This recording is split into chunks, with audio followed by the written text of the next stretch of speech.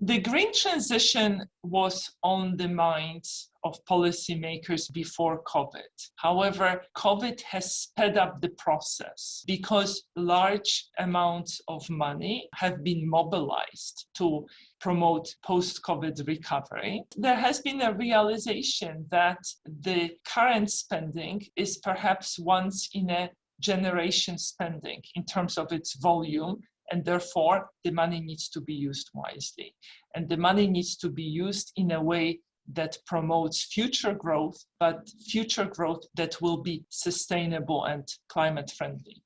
Green credentials will become an important aspect of countries' competitiveness. And in particular, access to renewable energy sources will be vital for attracting foreign direct investment and making countries attractive as a manufacturing base. Consumers are looking for products that have been produced in a sustainable way. Often such products carry a premium. That in turn induces firms to choose locations where it is possible to produce goods in a sustainable way.